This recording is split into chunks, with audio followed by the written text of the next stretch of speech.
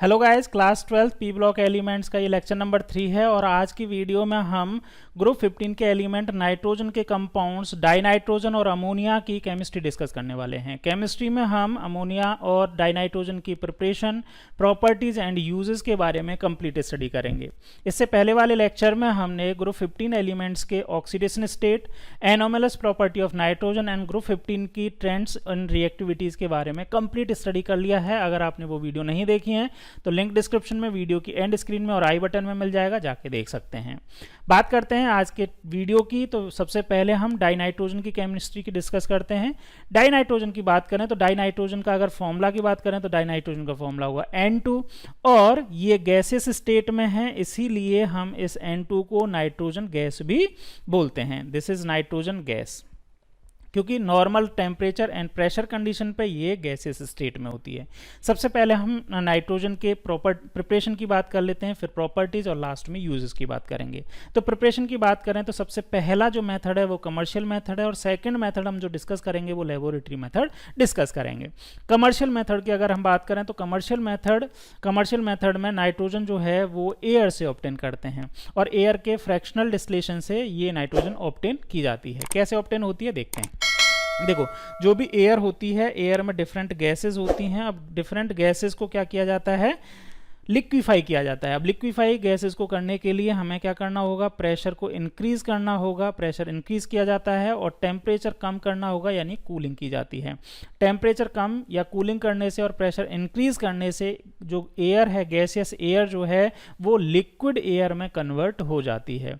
अब ये liquid air जो है, इसमें मेन कंपोनेंट्स की अगर हम बात करें तो मेनली इसमें अप्रॉक्सीमेटली 78% टू 80% नाइट्रोजन है और इसका नाइट्रोजन का बॉइलिंग पॉइंट की अगर हम बात कर लें तो अप्रॉक्सीमेटली इसका बॉइलिंग पॉइंट है 195.2 डिग्री सेल्सियस या 195.8 डिग्री सेल्सियस, ठीक है। और दूसरा जो है इसका component that is oxygen. Oxygen जो है वो अप्रॉक्सीमेटली 20 to 21% ऑक्सीजन होता है, जिसका बॉइलिंग पॉइंट होता है -183 डिग्री सेल्सियस में बात करूं। और इनके इंटरमीडिएटली एक और गैस होती है दैट इज आर्गन, और आर्गन का जो बॉइलिंग पॉइंट होता है वो होता है -186 डिग्री सेल्सियस।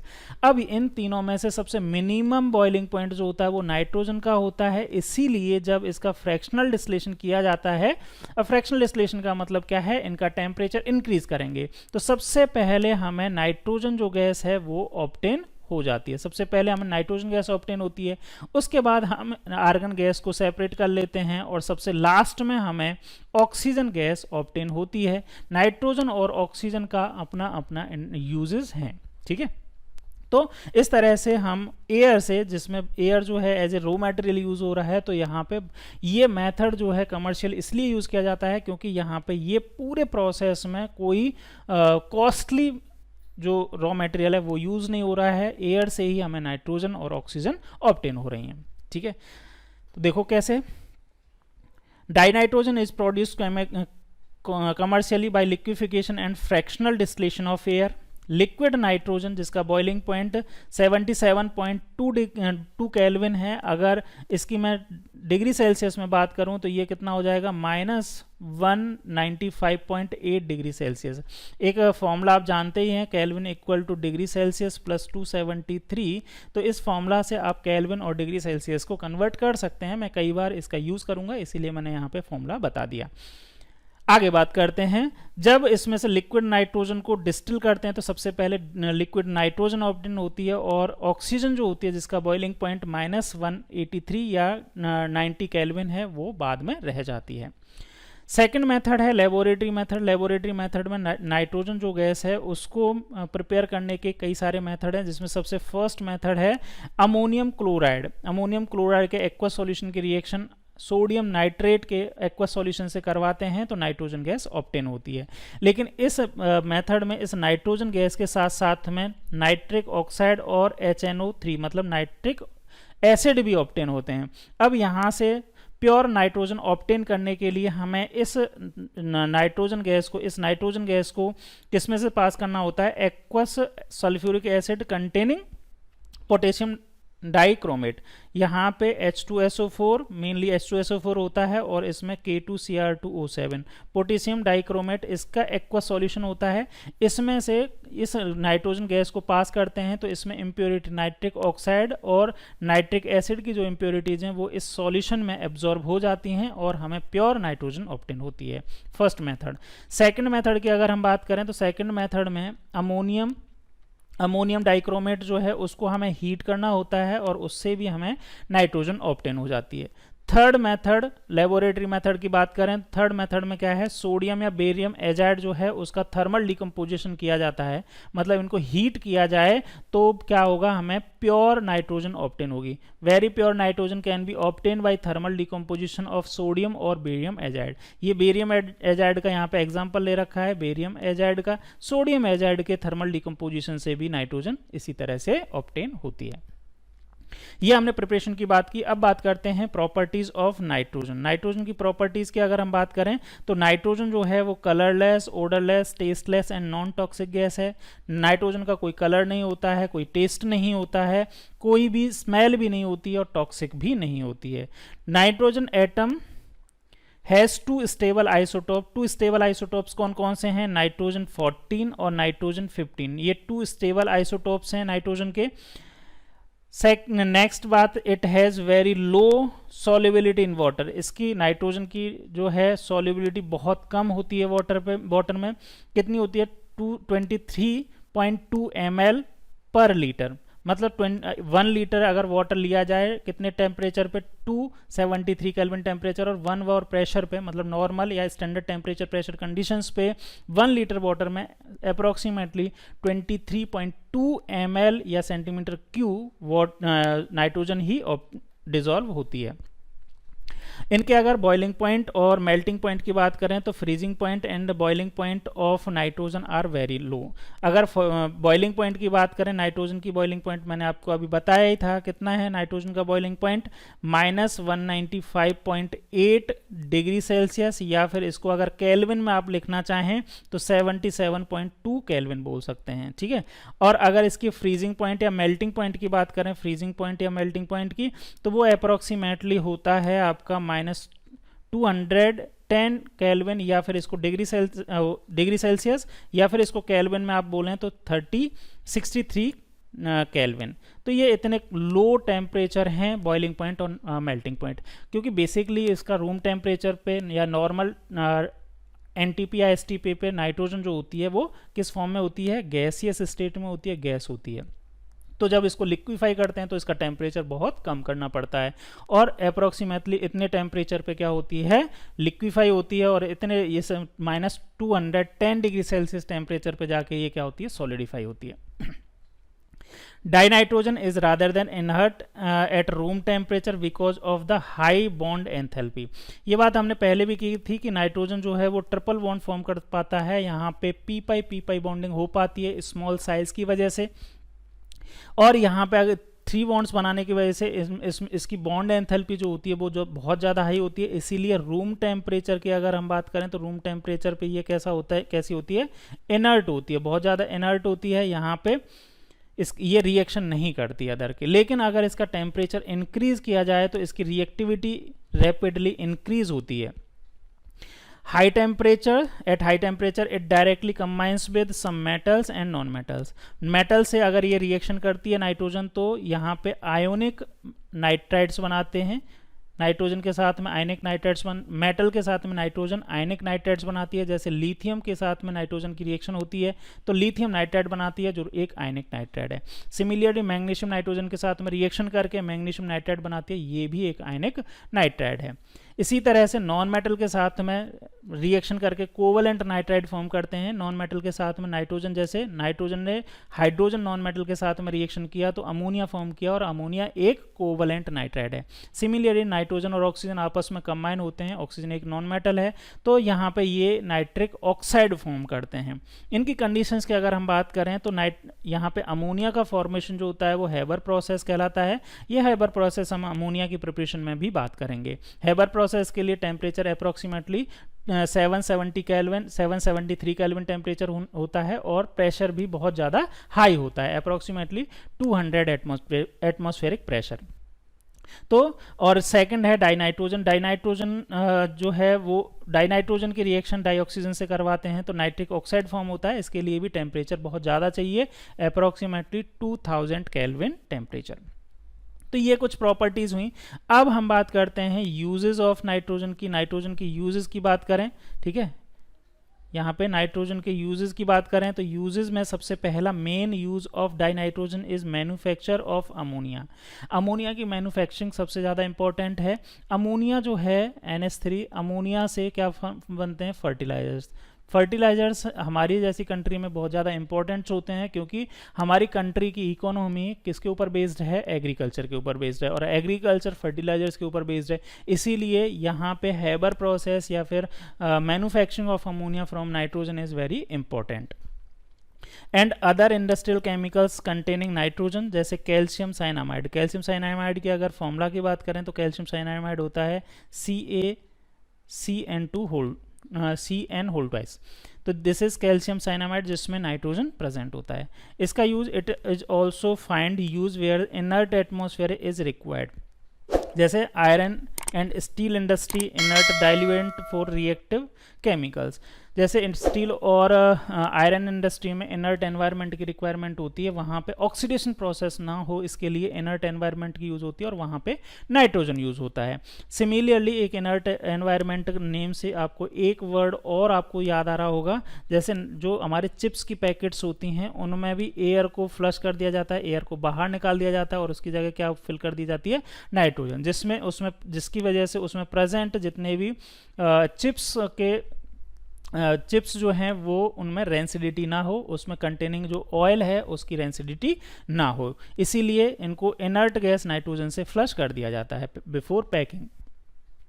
डाइनाइट्रोजन या liquid nitrogen is used as a refrigerant. अब इसका लिक्विड नाइट्रोजन का मतलब क्या है कि लिक्विड नाइट्रोजन मतलब उसका टेम्परेचर -195.8 डिग्री सेल्सियस, अप्रॉक्सीमेटली इसको मैं -196 डिग्री सेल्सियस ही लिखूंगा, ठीक है। तो ये इतना कम टेम्परेचर होने की वजह से इसको एज ए रेफ्रिजरेंट भी यूज़ किया जा सकता है। किसके लिए रेफ्रिजरेंट यूज़ किया जाता है? To preserve biological material, food item and cryosurgery. Cryosurgery का मतलब क्या है कि जो लिक्विड नाइट्रोजन या फिर कूलिंग की वजह से जो ऑर्गन्स को कट किया जाता है, इस प्रोसेस को बोलते हैं क्रायो। क्रायो का मतलब होता है कोल्ड या फिर कम टेम्परेचर वाली चीज़ जो होती है उसको क्रायो बोलते हैं, ठीक है।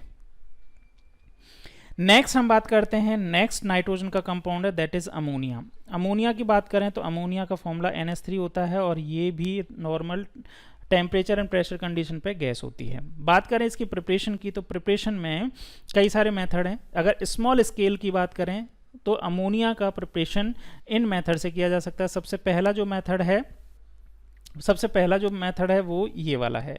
अगर अमोनिया की बात करें तो ammonia present in small quantity in air and soil या एयर में ये अमोनिया के फॉर्म में मिलता है। अमोनिया जब वाटर से रिएक्शन करती है तो अमोनियम कार्बोनेट फॉर्म करता है और अमोनियम कार्बोनेट डिकम्पोज होकर अमोनिया गैस फॉर्म करती है। तो सॉइल और एयर में स्मॉल क्वांटिटी में प्रेजेंट होती है और इसका डिके ऑफ नाइट्रोजनस मैटर से भी ये ऑब्टेन हो जाती है, जैसे यूरिया के डिकेइंग से नाइट्रोजन ऑब्टेन होती है। अगर इसके प्रोडक्शन की या प्रिपरेशन की बात करें तो स्मॉल स्केल पे अगर अमोनिया की ऑब्टेन करना है, स्मॉल स्केल पे प्रोडक्शन करना है तो अमोनियम क्लोराइड की रिएक्शन कैल्शियम हाइड्रोक्साइड से करवाते हैं तो अमोनिया फॉर्म हो जाती है, या फिर यहाँ पे अमोनियम सल्फेट की रिएक्शन सोडियम हाइड्रोक्साइड या कास्टिक सोडा से करवाते हैं। सोडियम हाइड्रोक्साइड को कास्टिक सोडा बोलते हैं। तो इसकी रिएक्शन जब करवाते हैं तो अमोनिया फॉर्म हो जाती है। ये स्मॉल स्केल प्रोडक्शन मेथड्स हैं। बात करें अगर अमोनिया के लार्ज स्केल या कमर्शियल स्केल प्रोडक्शन की तो वो हेबर प्रोसेस से किया जाता है।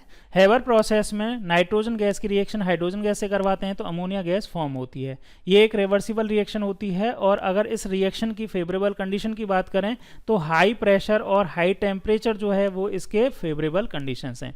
क्यों है फेवरेबल कंडीशन? तो according to le Chatelier principle के अकॉर्डिंग हाई प्रेशर इस रिएक्शन के लिए फेवरेबल है और टेम्परेचर भी हाई होना चाहिए। इसके अलावा कितना हाई प्रेशर होना चाहिए?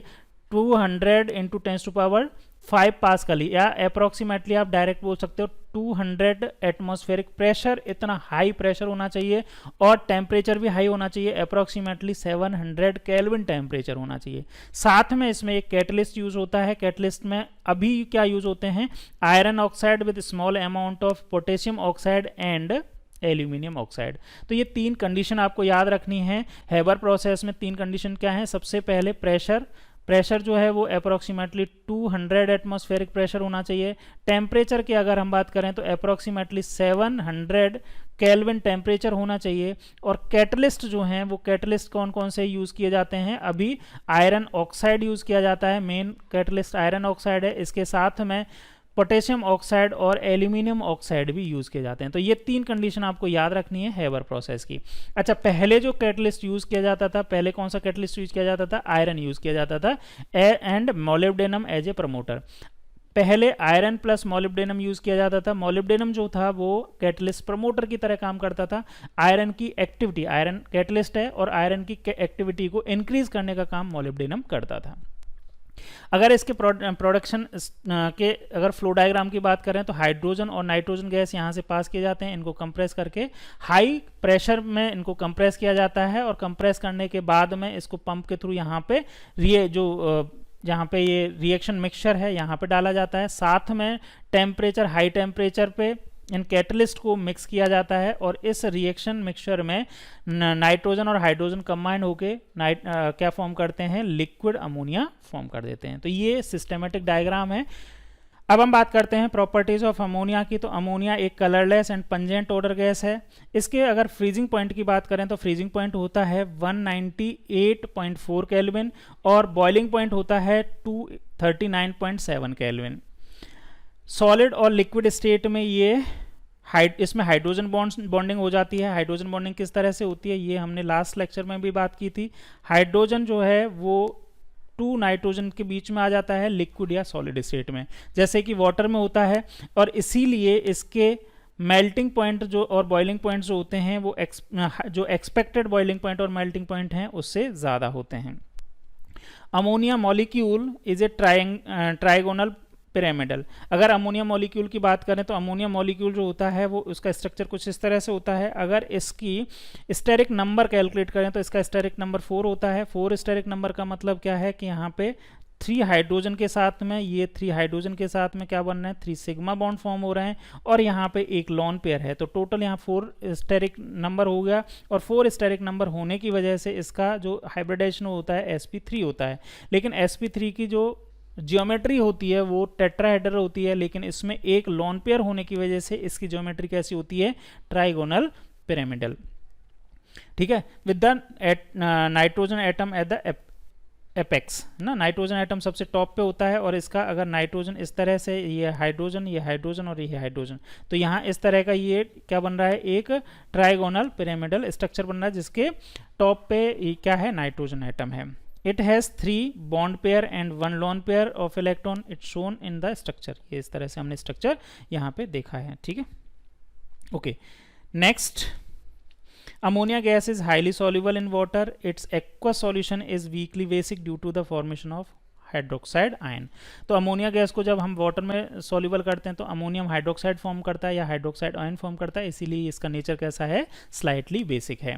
It form ammonium salt with the acids. अब अमोनियम हाइड्रोक्साइड, देखो ये वाला जो प्रोसेस है वही प्रोसेस क्या है, फर्टिलाइजर बनाने का प्रोसेस है। अमोनिया को क्या किया जाता है, वाटर में सॉल्युबल किया जाता है जिससे अमोनियम हाइड्रोक्साइड फॉर्म होता है। अमोनियम हाइड्रोक्साइड का एक्वस सॉल्यूशन फॉर्म होता है। अब इसकी रिएक्शन जो है वो एसिड से करवा सकते हैं, क्योंकि ये बेस बन गया और बेस की रिएक्शन जब एसिड से करवाते हैं तो सॉल्ट्स फॉर्म होते हैं और ये सॉल्ट्स ही डिफरेंट फर्टिलाइजर्स की तरह काम करते हैं। जैसे सॉल्ट्स में क्या क्या हो सकता है, अमोनियम क्लोराइड हो सकता है, अमोनियम सल्फेट हो सकता है। अगर इस अमोनियम हाइड्रोक्साइड की रिएक्शन HCl से करवाएंगे तो NH4Cl फॉर्म हो जाएगा। सल्फ्यूरिक एसिड से करवाया तो NH4 फॉर्म हो जाएगा, अमोनियम सल्फेट फॉर्म हो जाएगा। As a weak base, it's precipitate the hydroxide, hydrated oxide in case of some metals, of many metals from their salt solution. For example, अगर zinc sulphate की reaction ammonium hydroxide से करवाते हैं तो zinc sulphate का form एक bite precipitate form होता है, साथ में अमोनियम सल्फेट फॉर्म होता है। FeCl3 फेरिक क्लोराइड की रिएक्शन अमोनियम हाइड्रोक्साइड से करवाते हैं तो ये आयरन ऑक्साइड का एक ब्राउन प्रेसिपिटेट, इसको रस्ट भी बोल सकते हैं, रस्ट जैसा ब्राउन प्रेसिपिटेट फॉर्म होता है और अमोनियम क्लोराइड फॉर्म होता है। इसमें जो अमोनिया में एक लोन पेयर इलेक्ट्रॉन प्रेजेंट है, इस लोन पेयर इलेक्ट्रॉन की प्रेजेंस की वजह से क्या है, ammonia molecule make the Lewis base. अब लुईस बेस होता है, इसके बारे में हम लुईस बेस क्यों है इसका रीज़न हमने पहले भी बात किया है, क्योंकि नाइट्रोजन जो होता है, नाइट्रोजन के पास एक लोन पेयर इलेक्ट्रॉन होता है और ऐसे कंपाउंड्स जो लोन पेयर इलेक्ट्रॉन डोनेट करने की, लोन पेयर इलेक्ट्रॉन डोनर जो होते हैं वो क्या होते हैं, लुईस बेस होते हैं। ठीक है, लुईस बेस होते हैं, इसीलिए अमोनिया जो होता है वो उसकी बेसिसिटी हाई होती है।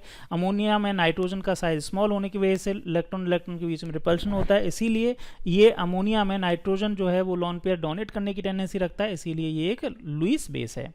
It donate the electron pair and form A linkage with metal ion. अब मेटल आयन के साथ में किस तरह से लिंकेज करता है, इलेक्ट्रॉन डोनेट कर रहा है, इसीलिए यहाँ पे ये NH3 जो है वो एक लुईस बेस की तरह काम करेगा, और यहाँ पे जैसे कॉपर आयन जो है वो लुईस एसिड की तरह काम करेगा। और यहाँ पे इस तरह की रिएक्शंस होती हैं, ये डी ब्लॉक एलिमेंट में कोऑर्डिनेट कंपाउंड में हम पढ़ते हैं। ठीक है, formation of such complex compounds find application in the detection of metal ions such as copper and silver ion। जैसे कॉपर के डिटेक्शन में अमोनिया किस तरह से हेल्प करती है, कॉपर जो ब्लू कलर के आयंस होते हैं, इसकी रिएक्शन जब अमोनिया से करवाते हैं तो एक इसका कलर और ज़्यादा डीप हो जाता है। यहाँ इससे पता चलता है कि कॉपर आयन वहाँ पे प्रेजेंट है। अगर किसी सॉल्यूशन में अमोनियम ये सिल्वर और क्लोरीन आयन प्रेजेंट हैं तो वहाँ पे क्या होगा, सिल्वर क्लोराइड आपस में कंबाइन होकर वाइट प्रेसिपिटेट फॉर्म कर देंगे। सिल्वर आयन की रिएक्शन, सिल्वर आयन की अगर हमें प्रेजेंस की पता करना है तो हम किस क्लोराइड आयन से इसकी रिएक्शन करवाएंगे। क्लोराइड आयन हम HCl से ले सकते हैं या फिर किसी और कंपाउंड से ले सकते हैं। तो यहाँ पे सबसे पहले वाइट प्रेसिपिटेट फॉर्म हो जाएगा, और जब AgCl की रिएक्शन अमोनिया से करवाते हैं तो एक कलरलेस कॉम्प्लेक्स फॉर्म होता है जो अगेन ही कलरलेस हो जाता है। मतलब क्या, कैसे किया जाता है इसका, Ag का अगर हम टेस्ट की बात करें तो पहले एक क्लोराइड आयन कंटेनिंग सॉल्यूशन से इसकी रिएक्शन करवाते हैं तो पहले एक वाइट प्रेसिपिटेट फॉर्म हो जाएगा, और जब उसमें से अमोनिया गैस पास करेंगे तो ये वाइट प्रेसिपिटेट अगेन क्या हो जाएगा, डिसॉल्व हो जाएगा और एक कलरलेस सॉल्यूशन मिल जाएगा जैसे पहले था। तो इस तरह का टेस्ट जो है वो किसके लिए, किसके डिटेक्शन में किया जा सकता है, किया जाता है सिल्वर आयन के डिटेक्शन में किया जाता है। ठीक है, तो अमोनिया का यूज जो है वो सिल्वर और कॉपर आयन के डिटेक्शन में भी किया जाता है। लास्ट है यूजेस ऑफ अमोनिया। अमोनिया के यूजेस की बात करें तो ammonia is use to produce various nitrogenous fertiliser. सबसे इंपॉर्टेंट यूज इसका यही है अमोनिया का। अमोनियम नाइट्रेट है, यूरिया है, अमोनियम फॉस्फेट है, अमोनियम सल्फेट है। तो अमोनिया के मैंने अभी जैसा बताया था, अमोनिया का क्या किया जाता है, वाटर के साथ में रिएक्शन करवा जाता है, अमोनियम हाइड्रोक्साइड मिल जाता है, और इस अमोनियम हाइड्रोक्साइड की रिएक्शन अगर नाइट्रिक एसिड से करवाएंगे तो अमोनियम नाइट्रेट बन जाएगा। अमोनियम हाइड्रोक्साइड की रिएक्शन अगर फॉस्फोरिक एसिड से करवाएंगे तो अमोनियम फॉस्फेट मिल जाएगा, और अमोनियम हाइड्रोक्साइड की रिएक्शन अगर सल्फ्यूरिक एसिड से करवाएंगे तो अमोनियम सल्फेट बन जाएगा। तो डिफरेंट फर्टिलाइजर्स यहाँ पे बन जाते हैं जब एसिड से रिएक्शन कर पाते हैं। ठीक है, फर्टिलाइजर्स यहाँ पे फॉर्म हो जाते हैं, और यही इसका सबसे इंपॉर्टेंट यूज है। And in the manufacturing of some inorganic nitrogen compound, the most important one being is nitric acid। इस अमोनिया का यूज नाइट्रिक एसिड के प्रिपरेशन में भी किया जाता है। Liquid ammonia is also use as refrigerant. Refrigerant की तरह भी इसका यूज किया जा सकता है, लेकिन मोस्टली रेफ्रिजरेंट की तरह यूज किसका किया जाता है, आपके लिक्विड नाइट्रोजन या फिर कार्बन डाइऑक्साइड जो होता है उसका यूज किया जाता है। इसका भी कई जगह पे एज ए रेफ्रिजरेंट यूज किया जा सकता है। तो ये कंप्लीट डिस्कशन हुआ हमारा डाइनाइट्रोजन और अमोनिया के बारे में। नेक्स्ट लेक्चर में हम next compound oxides of nitrogen के बारे में डिस्कस करेंगे। काफ़ी ज़्यादा इंपॉर्टेंट टॉपिक है, इसके बारे में नेक्स्ट क्लास में डिस्कस करते हैं। चलिए फिर मिलते हैं नेक्स्ट क्लास में। Thank you.